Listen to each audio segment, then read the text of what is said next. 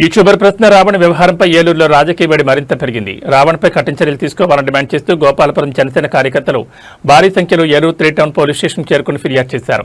ఈ సందర్భంగా జనసేన నాయకురాలు ఫాతిమారాణి మాట్లాడుతూ రావణ్ చేస్తున్నది ప్రజా సమస్యలపై పోరాటం కాదని బ్లాక్మెయిల్ రాజకీయమని ఆరోపించారు. దీక్ష పేరుతో ప్రజలను తప్పుదోవ పట్టించే ప్రయత్నం చేస్తుందని విమర్శించారు. ప్రకాష్ రాజ్ ప్రశ్న రావణ్ వంటి వారి వెనుక ప్రతిపక్షాల హస్తం ఉందని ఆరోపిస్తూ ప్రభుత్వంపై బురద జల్లేందుకు కుట్రలు జరుగుతున్నాయని అన్నారు. ఈ వ్యవహారంపై సమగ్ర దర్యాప్తు చేపట్టి వాస్తవాలను ప్రజల ముందుకు తీసుకురావాలని సూచించారు.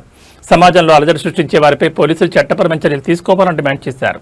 British chief minister Pawan Kalyan గారిపై ఎవరైతే ఈ రావణ్ అనే వ్యక్తి అనుచిత వ్యాఖ్యలు చేశారో వారిని ఉద్దేశించి మేము నిన్న నల్లజర్లలో వారిపైన పోలీస్ కంప్లైంట్ ఇవ్వడం జరిగింది.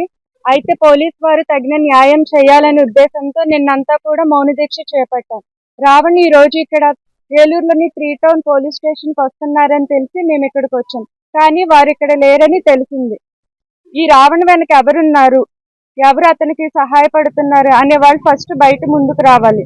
ఇంకా రావణ్ నిన్న చేస్తున్నటువంటి వ్యాఖ్యలు ఏమున్నాయి, నేను భోజనం చేయడం మానేశాను, నేను నిరాహార దీక్ష చేస్తున్నాను, ఇలా ఆమరణ నిరాహార దీక్ష చేసి చచ్చిపోతాను అని బెదిరిస్తున్నాడు. ఎవరిని బ్లాక్మెయిల్ చేస్తున్నాడు అసలు ఇతని వెనక ఎవరున్నారు, ఎందుకు ఇలాంటి సానుభూతి రాజకీయాలు చేస్తున్నారు, మతం ముసుగులో ఇతను ఎందుకు ఇలా ప్రవర్తిస్తున్నాడు.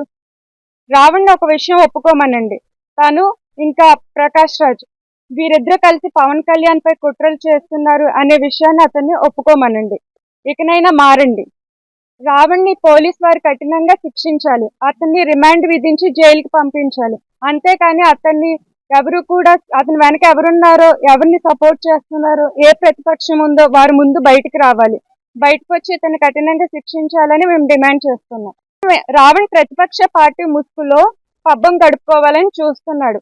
అతని స్వార్థం కోసం ఇక్కడ ప్రజలందరినీ కూడా ఇబ్బంది పెడుతున్నాడు. ఎవరైతే ప్రజలందరూ కోపంతో వారి మీద నిరసన చేస్తున్నారో వారందరినీ కూడా రావణ్ తన స్వార్థం కోసం వారందరినీ కూడా ఇబ్బంది పెడుతున్నాడు.